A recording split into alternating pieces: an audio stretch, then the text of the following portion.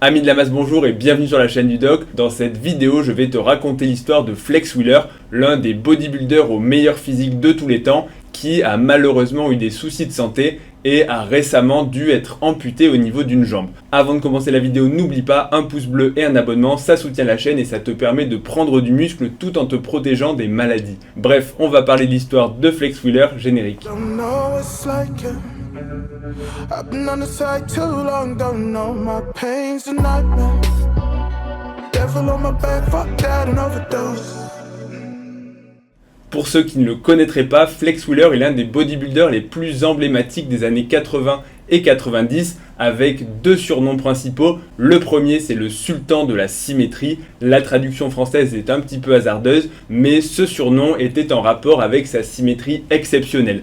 Et son deuxième surnom, c'est le Mr Olympia non couronné, The Uncrowned Mr Olympia en anglais. Merci pour mon accent, tout simplement parce qu'il a souvent été deuxième dans cette compétition et qu'il avait un physique véritablement exceptionnel. C'est en 1993 qu'il va faire sa première participation à l'Olympia et va finir deuxième contre Dorian Yates. Très clairement, c'est un bodybuilder qui a un très grand avenir dans ce sport. Malheureusement, en 1999, alors qu'il est âgé de 34 ans, on va lui diagnostiquer une maladie rénale qui est grave. Il s'agit d'une hyalinose segmentaire et focale. Le rein est un organe qui a plusieurs rôles, mais le principal, c'est de filtrer le sang et de produire de l'urine tout en évacuant les déchets.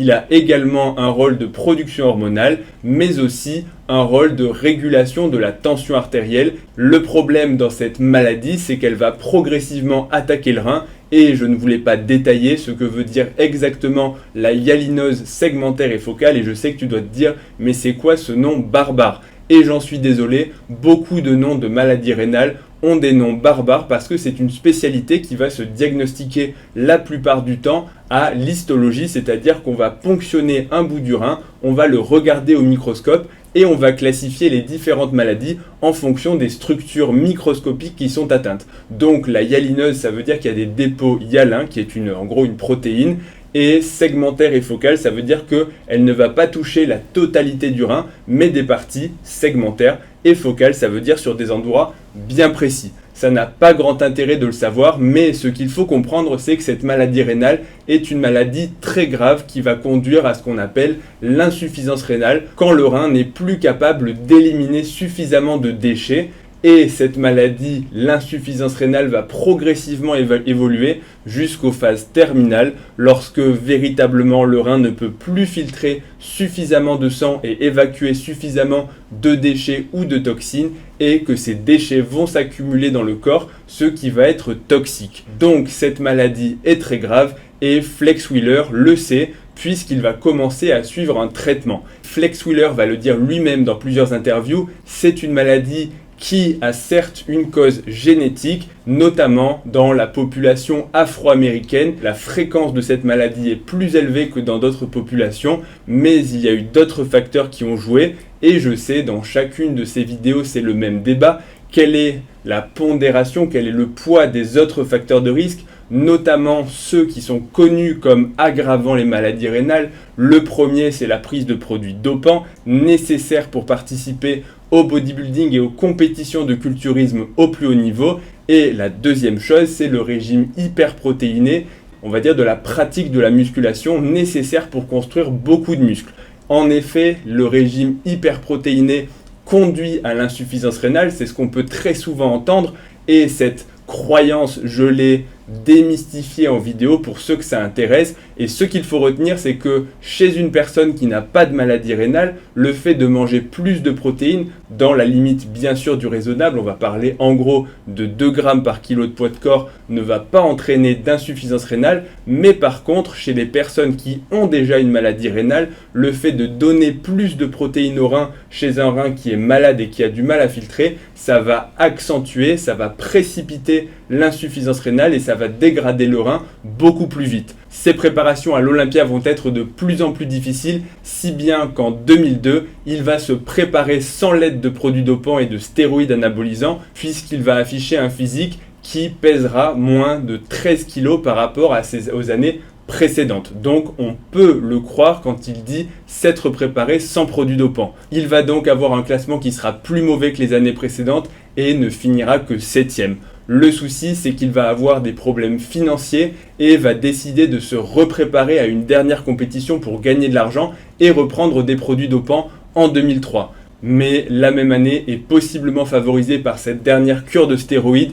Il va devoir être transplanté du rein en raison d'une insuffisance rénale terminale quand le rein n'est plus capable d'épurer suffisamment de déchets pour que ce soit compatible avec la vie. Après sa transplantation du rein en 2003, il va se retirer des circuits professionnels puisque une greffe de rein c'est quelque chose de lourd. C'est mieux que de la dialyse qui est contraignante plusieurs fois par semaine où il faut aller dans un centre spécialisé pour se faire en gros perfuser afin d'avoir le sang qui va être filtré par la machine de dialyse. En général, c'est 3 fois par semaine. La transplantation rénale permet d'éviter ça et d'avoir une meilleure qualité de vie, mais au prix de médicaments qui sont des anti-rejets pour éviter le rejet du greffon rénal. Et ces médicaments sont relativement agressifs pour le corps et en plus de ça, le greffon rénal reste plus fragile. Donc la pratique du bodybuilding à haut niveau est clairement à proscrire en raison d'une part des produits dopants, mais aussi, comme on l'a vu, du régime hyperprotéiné qui est nécessaire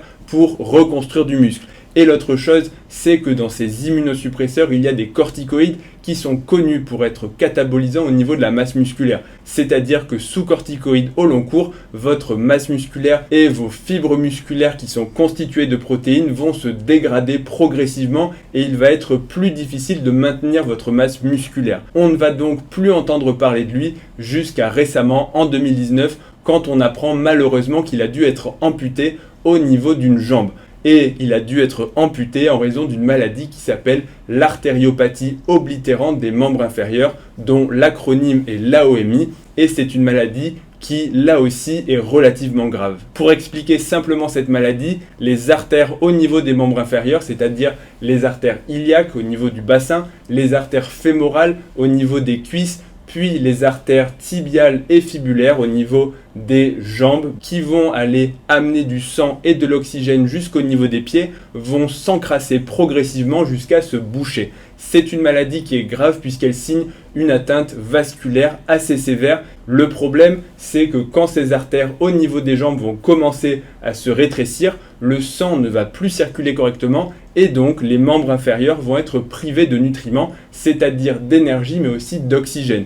Il va en résulter des douleurs. C'est un petit peu, si je devais schématiser, comme si vous alliez faire une course à pied, un peu de marche ou une séance de jambes avec des garrots au niveau des cuisses. Je vous laisse imaginer la douleur qui va s'en suivre et c'est typiquement les symptômes qu'on peut retrouver puisque le premier symptôme de cette AOMI, cette artérite des membres inférieurs, ce sont ce qu'on appelle la claudication intermittente, c'est-à-dire des douleurs au niveau des jambes, en général les mollets ou les cuisses à la marche. Normalement, quand tu marches à une allure modérée, même si tu accélères un petit peu, tu ne dois pas avoir de douleur au niveau des mollets ou des cuisses, sauf si vraiment tu te mets à courir ou que tu montes une côte qui est très importante. Mais quand tes artères sont rétrécies, tu vas commencer à ressentir au bout de 100, 200, 500, 1 km au début, ces douleurs justement qui vont t'obliger à arrêter la marche, un petit peu comme quand tu fais une série en musculation et que la brûlure musculaire est si importante que tu ne peux plus continuer.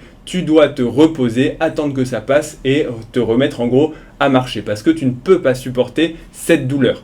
Donc c'est le premier symptôme de l'artériopathie des membres inférieurs, mais quand les artères continuent de se boucher, il va survenir dans les stades les plus sévères des douleurs de repos avec ce qu'on appelle des troubles trophiques, c'est-à-dire des ulcères artériels. La peau va être tellement mal irriguée qu'elle va commencer à se creuser jusqu'à donner de la gangrène, des infections et ça fait extrêmement mal. C'est une maladie qui est véritablement douloureuse puisque les patients qui sont atteints des stades les plus sévères se plaignent, et c'était le cas de Flex Wheeler, de douleurs invalidantes au repos la nuit qui sont insomniantes et qui ne passent pas. Et en plus de ça, le souci, comme je vous l'ai dit, c'est que quand il y a ces ulcérations et ce risque d'infection, Le risque, justement, c'est que la peau s'infecte, c'est que les tissus, les os s'infectent également et que ça donne ensuite des complications infectieuses généralisées. L'ulcération est une porte d'entrée pour les bactéries qui peuvent ensuite se diffuser à tout le corps en passant par le sang et par les vaisseaux sanguins et notamment les veines.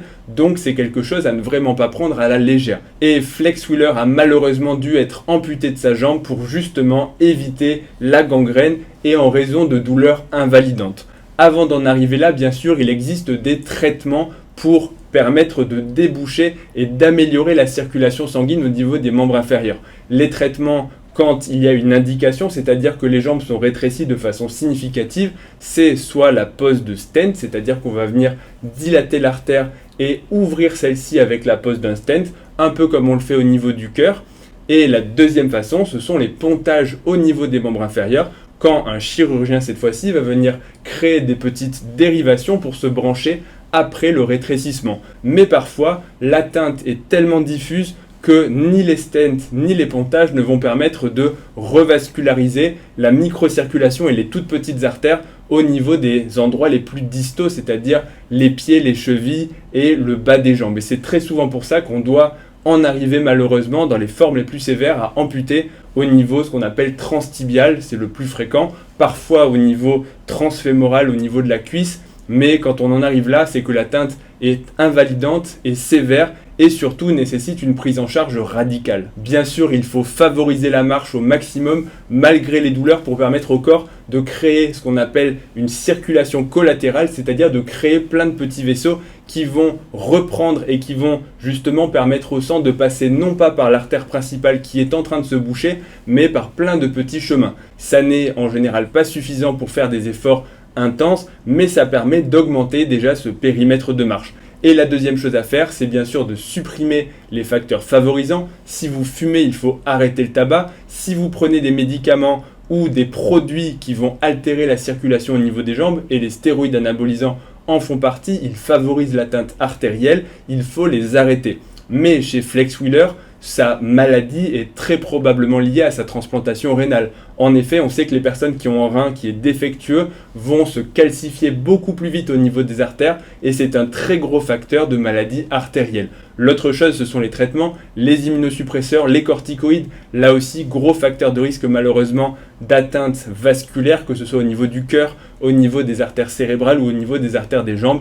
Et donc, c'est pour cette raison, à cause de sa maladie rénale en premier lieu, qu'il a évolué vers ce stade de gravité au niveau de ses jambes et qu'il a dû finir par être amputé. Voilà pour cette vidéo qui explique les deux maladies principales qui ont frappé Flex Wheeler, l'un des bodybuilders les plus esthétiques et les plus symétriques de l'histoire. J'espère que la vidéo vous aura plu et vous aura permis de mieux comprendre les différents mécanismes qui ont conduit à son amputation. Avant de partir, n'hésite pas à laisser un like sur la vidéo et à t'abonner à la chaîne pour ne rien rater. Tu peux également dire ce que tu penses de tout ça et si tu as tout compris en commentaire, ça fait toujours plaisir. Retrouve-moi sur Instagram et sur TikTok, ledog.pm et je te dis à bientôt pour la prochaine vidéo. Salut!